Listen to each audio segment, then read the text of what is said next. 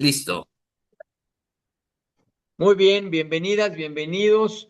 Estamos aquí en un programa maravilloso más de Comunidad Dunamis TV. Bien importante, acuérdate, búscanos en YouTube y en Facebook, específicamente como Comunidad Dunamis. ¿Ok? Es Dunamis TV. Vamos a tener todas las semanas entrevistas con personas altamente capacitadas, profesionales en muchos temas que tienen que ver con el desarrollo humano organizacional. Nosotros nos dedicamos a eso, al desarrollo humano organizacional en ese orden. Mucha gente nos pregunta, oye, ¿por qué en ese orden? Porque para transformar una organización, sea del tipo que sea, lo primero que hay que hacer es aprender a transformarnos nosotros como seres humanos. Por lo tanto, es desarrollo humano organizacional, ¿ok? Y vamos a traer muchos expertos, gente muy interesante, muy importante, que han tenido mucho éxito y trabajado un montón de temas para que todos juntos podamos aprender, ¿ok? Elevar nuestro nivel educativo e ir hacia adelante. Número uno. Número dos, acuérdate que estamos lanzando un movimiento social importantísimo.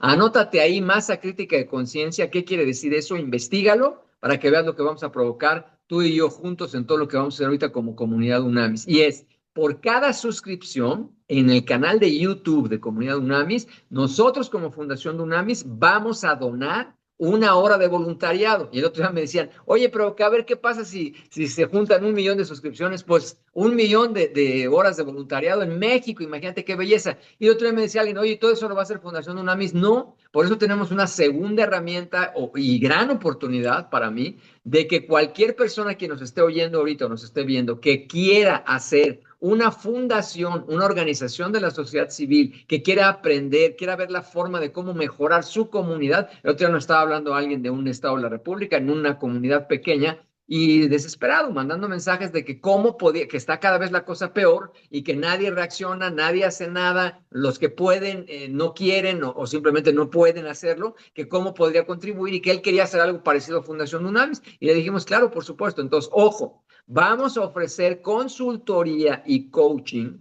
Ojo con esto que es muy importante, sin cobrar, ves pro bono vía Fundación Dunamis, para que en tu comunidad, en tu estado, en donde sea tu ciudad, tú puedas organizar actividades de voluntariado para transformar positivamente la realidad. Y ya verás lo que vamos a provocar, ¿ok? Juntos para poderlo hacer. Bien, pues entramos al tema de lleno. Es un tema muy taquillero, un tema muy poderoso, yo diría de los tres grandes temas de actualidad en este momento donde nosotros estamos escuchando, siendo muy demandados, preguntados y de gran interés, que tiene que ver con la salud mental y la inteligencia emocional. Y para eso hemos invitado a un maravilloso dunamita, que es el doctor Carlos Palomero. Es un gran experto, para mí es el mejor psicólogo, el doctor Palomero ahorita que hay. Lo hemos visto en acción, es maravilloso la capacidad que tiene, todo lo que aporta, el corazón que le mete las cosas, es un hombre brillante. Entonces, Carlos, bienvenido aquí a Comunidad Unamis TV y te agradecemos muchísimo el tiempo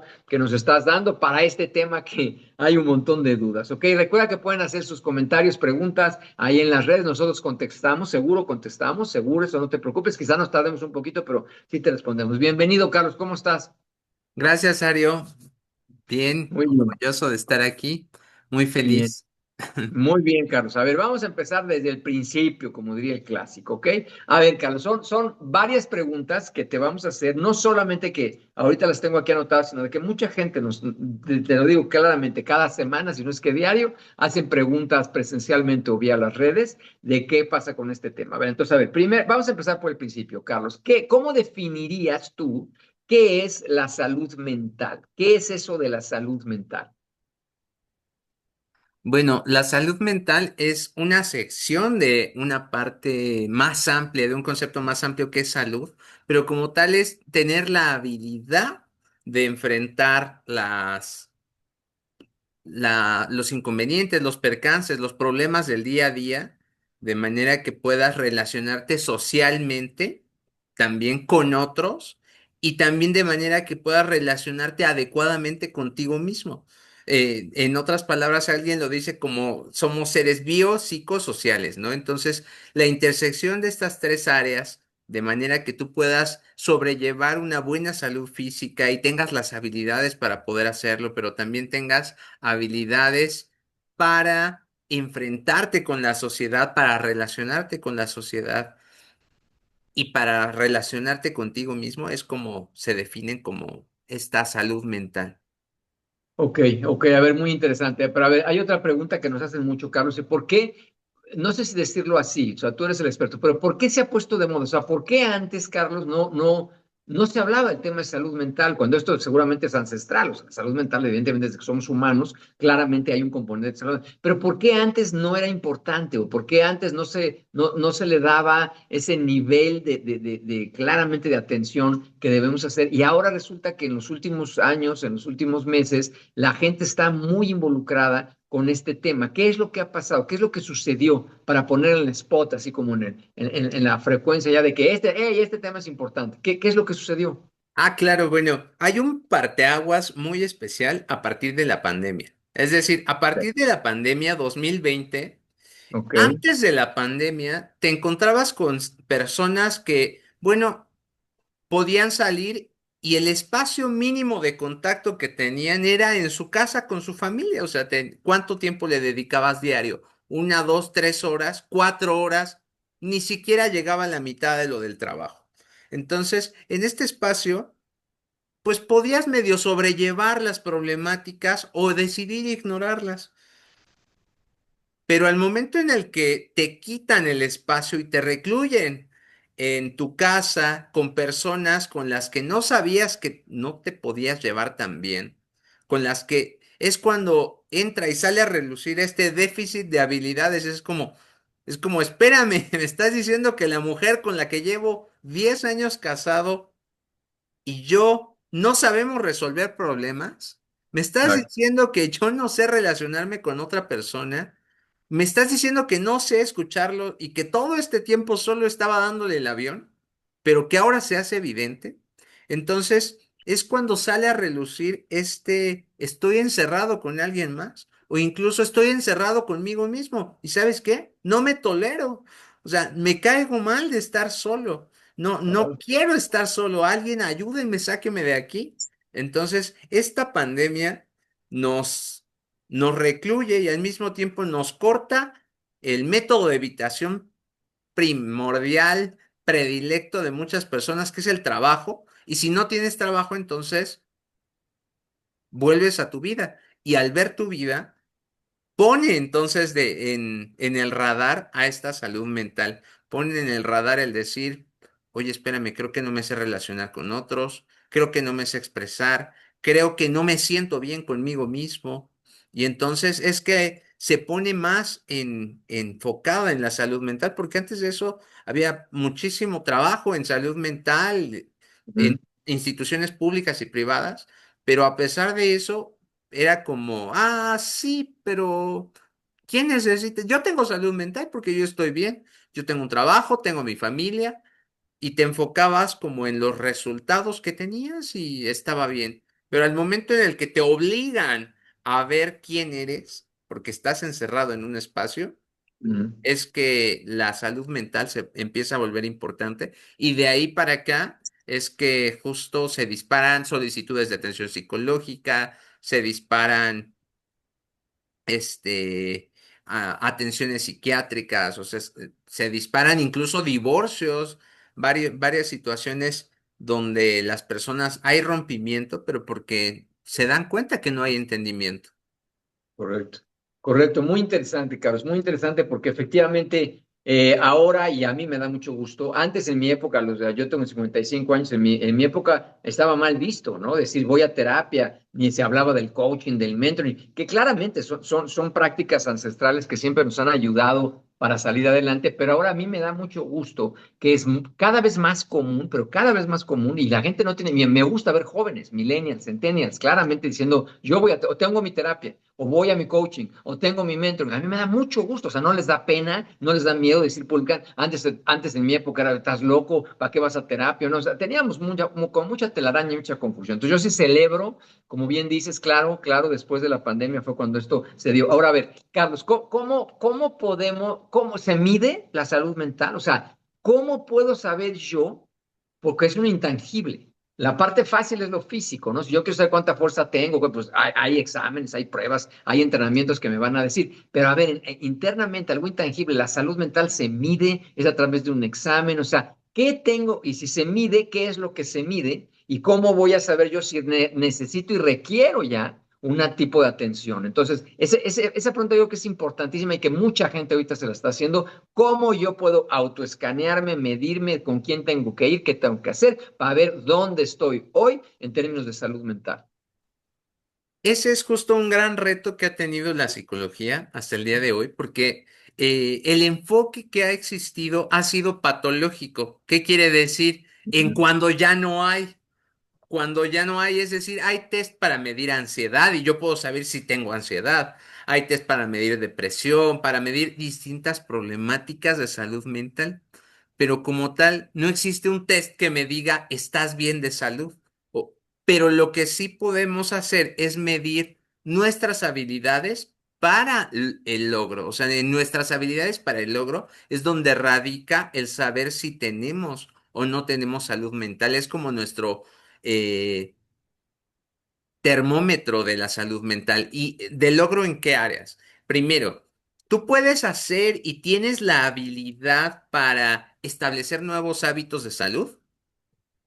O sea, tú lo puedes hacer en el día a día. En realidad, todos podríamos o decimos, pues sí, es bien fácil salir a hacer ejercicio. ¿Puedes empezar un hábito y establecerlo? No, no puedo establecer un hábito porque empiezo y a la semana digo ya no puedo más o a la semana me detengo.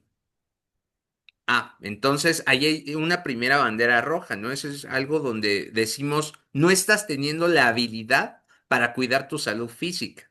Entonces, ese es el primer componente donde lo podemos monitorear. El segundo, puedo relacionarme con otros y saber mantenerlos a la distancia de manera que pueda salvaguardar mi integridad. Es decir, hay algo que me está haciendo sentir mal y sé establecer un alto, sé hablar de eso, sé resolver problemas con otros de manera que lleguemos a un acuerdo. O me la paso evitando problemas diciendo en el ámbito cristiano está muy el perdónalo, hermano. O sea, Sí. está bien, perdónalo, sí, el perdón está bien, pero el perdón no quiere decir que la relación va a seguir como si nada siempre. El perdón no quiere decir el acepto que tú eres infiel y entonces yo decido permanecer en la relación, sino es tomar decisiones que me cuiden. Si yo sé tomar decisiones que me cuiden, entonces estamos hablando de que alguien tiene salud mental. Si a alguien le cuesta trabajo poderlo hacer, entonces estamos hablando de que socialmente no se está sabiendo relacionar con otros y entonces es la segunda bandera. Entonces llevamos cuidar mi salud física y cuidar mi salud social, saber cuidar mis relaciones, porque Ok, incluso la persona que pueda decir soy el más ermitaño, no me gusta la gente, requiere al menos de una relación. Y entonces, si eres ese ermitaño que dice, a mí no me gusta la gente, no quiero a nadie, entonces ahí es una bandera roja de hay algo que te está impidiendo relacionarte porque somos seres biopsicosociales. Y por último, el saber relacionarme bien conmigo mismo. ¿Y cómo es el saber relacionarme bien conmigo mismo? El saber cómo yo puedo motivarme a mí mismo. Es, yo conozco mis propias motivaciones, sé cómo motivarme, sé qué me desmotiva. No, no conozco qué me motiva o cómo generar motivación en mí. ¿Tienes algún tema de salud mental que podrías atender? O sea, igual lo puedes ignorar. En ok, realidad, ¿cuál es el peligro de la salud mental que tarda en explotar? O sea, exacto. es una bomba de tiempo, pero tarde o temprano va a explotar. En especial cuando detona. 50 años, 60 años, cuando una persona deteriora su corteza prefrontal, que es la corteza, digamos que la que inhibe la conducta, la que te dice, pórtate bien, esta cosa, la que te desarrolla la disciplina de tú debes de ser así, porque así eres. En ese momento, entre 40 y 50 años, empieza a decaer esta corteza y es cuando comienza a hacerse la expresión de son como niños o vuelven a ser como niños los adultos mayores. No es que vuelvan a ser, sino se vuelven los adultos sin inhibición y entonces es cuando mi falta de saber resolver problemas se hace más evidente. porque ya no está la parte de tienes que perdonarlo, hermano, y lo perdonas y ya. Es como, no, pero es que es la 10ª vez que me hace esto. Entonces, ese es el tema de la salud mental. Creo que ya tocamos como los tres elementos que necesitamos monitorear: el saberme cuidar y relacionar conmigo mismo, establecerme motivación, el saber también cuidar mi salud física y el cuidar mis relaciones. Bien, buenísimo. A ver, súper claro, Carlos. Me da mucho gusto porque yo no lo tenía tan claro y está muy claro. Ahora, a ver, imagínate que ya una persona se da cuenta, Carlos, que en estos tres ámbitos que mencionas, pues sí, hay problemas. O sea, y estoy batallando y le cuesta trabajo y bla, bla. Vamos ahora a la atención. O sea, ¿qué recomendarías tú cuando yo ya me doy cuenta, alguien se da cuenta que sí está fallando, le está costando todo lo que escribiste ahorita? ¿Qué es lo que tiene que hacer? O sea, ¿a dónde me tengo que atender? Específicamente, ¿con quién tengo que ir? ¿Hay ese sistema de salud pública, salud privada? ¿A quién tengo que recurrir? Eso creo que es bien importante. Ya cuando me doy cuenta que necesito ayuda y valientemente levanto la mano y digo, hey, ayuda, ya no puedo más, necesito ayuda. ¿Qué tengo que hacer? Hay dos posibilidades. Lo primero que necesitamos evaluar es la duración de la problemática, es decir, qué tan recurrente ha sido la problemática. Por ejemplo, no es lo mismo algo que me empezó a pasar y yo hace 2 meses me está costando trabajo empezar a establecer hábitos, a decir, toda la vida me ha costado establecer nuevos hábitos. Mm, ¿No? Entonces, la duración de o la temporalidad de la problemática es algo que nos va a dictar como un primer elemento. El segundo, la intensidad de la problemática, que es qué tan fuerte es. ¿Es tan fuerte que me pasa todo el mm, tiempo, todo el día, o me pasa menos? Entonces, una vez que nosotros empezamos a evaluar estos dos, podemos tomar algunas decisiones, como entre ellas el necesito ir a terapia. Puedo, por ejemplo, empezar por un libro que a mí me ayude. El primer paso se llama psicoeducación, es decir, necesito conocer más de mi problemática. Entonces, yo puedo empezar en el primer nivel de atención a psicoeducarme. ¿Qué es psicoeducarme? Identifico algunos elementos de me estoy sintiendo triste y busco algún libro o algo que me hable de manejo de la tristeza, de la psicoeducación es como el primer nivel, el conocer más de mi problemática. La psicoeducación resolvió mi problema, es decir, el conocer más de información nada más me ayudó a sentirme mejor y ya resolví mi problema. Felicidades. Hasta ahí quedó tu atención. Pero si la psicoeducación no te ayudó, es decir, el conocer más de la problemática no me está ayudando, entonces ve con un profesional. Asiste a apoyo psicológico. ok. Y el psicólogo te podrá ir dando directrices de qué otras decisiones tomar. Ok, el otro día estaba leyendo algo que me llamó mucho la atención y me causó mucho interés, Carlos, donde decía que todos tenemos, en términos de salud mental, una responsabilidad muy grande, porque no, como bien lo describiste, viste, lo estás expresando, no nos afecta nada más a nosotros. O sea, no estamos en un cerro allá aislados a ver qué va a pasar, sino claramente hay una responsabilidad de impacto en mi vida personal, que siempre lo mencionas mucho en Dunami, en mi vida personal, profesional y comunitaria. Entonces, si hay una persona, dos, tres, cuatro, y este artículo decía que la gran mayoría tenemos problemas de salud mental, claramente hay alguna dificultad, algo está pasando. Entonces, que luego entonces, cuando eso lo trasladamos a organizaciones, llámese familia, matrimonio, familia, empresa, organización de la sociedad civil, comunidad, vecinos, país, pues el impacto es gigantesco. O sea, este artículo decía que estamos literalmente sentados en un barril de pólvora, como ahorita lo decías, ya a veces ya es demasiado todo y ¡pum! O sea, explota en los 50 centavos, ¡pau! Y reviente, ¡ah, caray!, ¿no? Y no era así, de repente reventó. Entonces, a ver, ¿qué es lo que se puede hacer? Nosotros en Dunamis eso nos dedicamos y lo sabemos, pero yo creo que a la gente le va a interesar mucho. ¿Qué puedo hacer yo o sea, con esa responsabilidad que yo tengo para primero, como bien dijiste ahorita, me gustó mucho este término de psicoeducarme, o sea, trabajar conmigo mismo, pero ¿qué pasa si ya es una familia donde el impacto es muy grande y hay dos, tres personas? ¿Qué pasa si es un departamento, un área, una empresa, una organización? ¿Qué pasa si es una colonia? sea, una comunidad donde en la colonia pues hay casos de explosión y esto y lo otro, y me refiero emocionalmente. ¿Qué pasa en un país? O sea, ¿se puede arreglar una organización? ¿Se puede intervenir, hacer, no individual, sino una intervención donde hay más gente para poder resolver, sanar una familia, una organización, una comunidad? Claro, por supuesto que sí. Y ese es clave la psicoeducación, porque la psicoeducación te ayuda a conocer en términos prácticos qué es lo que te está pasando, ¿no? Te ayuda a ponerle nombre a las cosas. Entonces, no es lo mismo de salir a la calle y ver a un papá dándole una nalgada a un hijo, a salir, ver lo mismo y decir, ah, claro, eso que está haciendo el papá es infringir disciplina a través de medios aversivos. ¿Por qué? Porque entonces eso nos permite decir, lo está haciendo, necesitamos quitar el medio aversivo, pero necesitamos disciplina. Ujú, Entonces nos ayuda a romper algo que se llama estigma. Entonces la psicoeducación, el ponerle nombre a las cosas, nos ayuda a romper el estigma. ¿Qué es el estigma? El estigma es el señalamiento y las etiquetas que comúnmente se le ponen a las cosas. Es como, ah, claro, pues es que es una mujer golpeada. ujú, Ah, claro, es que es el vecino enojón.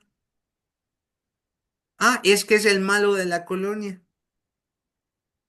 No se trata de eso, sino de que nos ayuda a entender que hay procesos detrás de eso.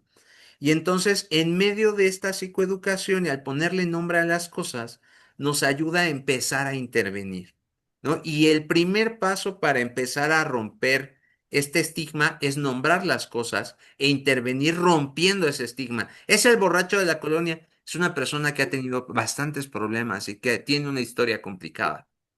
No ujú, es lo mismo en cómo te empiezas a expresar de una persona a ponerle solo la etiqueta del borrachito. ujú. Ok. Entonces, el que nosotros rompamos estigma y nos informemos, nos va a ayudar justo a ir nombrando las cosas y ese es el primer paso para empezar a generar esto que llamábamos al inicio como una masa crítica de conciencia. Es decir, hay una persona empezando a nombrar las cosas, pero luego hay dos. Y luego empiezan a haber más. Entonces la intención es acompañar a otros, a psicoeducarlos para que no solo le pongan las etiquetas correctas a las personas, sino más bien para que se retiren estas etiquetas y conozcamos las historias de cada uno y entonces a partir de esas historias ya podamos resolver un problema. No es lo mismo enfocarnos solo en quitar una etiqueta a enfocarnos en resolver la problemática que llevó a que alguien cometiera un delito.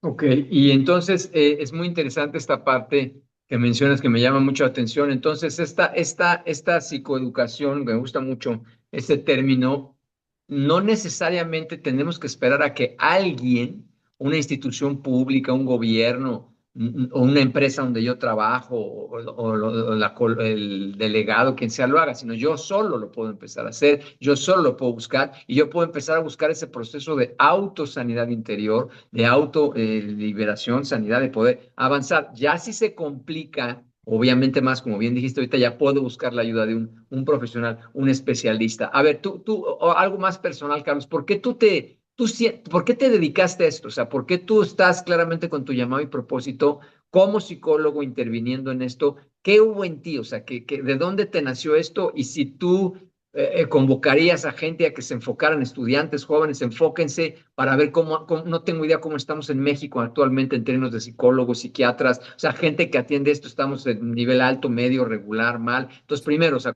de dónde nació en ti esta pasión, este llamado, vocación de dedicarte a esto, a la psicología?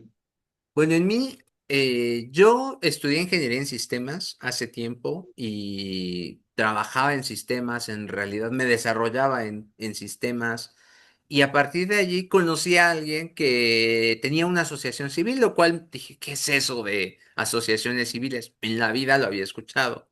Cuando lo escuché, entendí que él tenía un modelo de negocio donde él buscaba capacitar empresas, entraba, daba desarrollo organizacional y a cambio de eso él decía, pues a mí págame en frijol, arroz, porque él tenía comedores, comunitarios. Entonces, a cambio de un servicio, le pagaban para ayudar a otros. Entonces, eso llamó mi atención.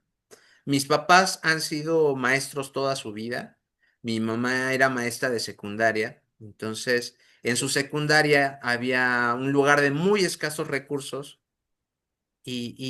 pues los chicos aspiraban a ser los malandros de la colonia. Entonces, eso me dolió cuando conocí esta intersección de mi amigo con la asociación civil y y esta situación de mi mamá.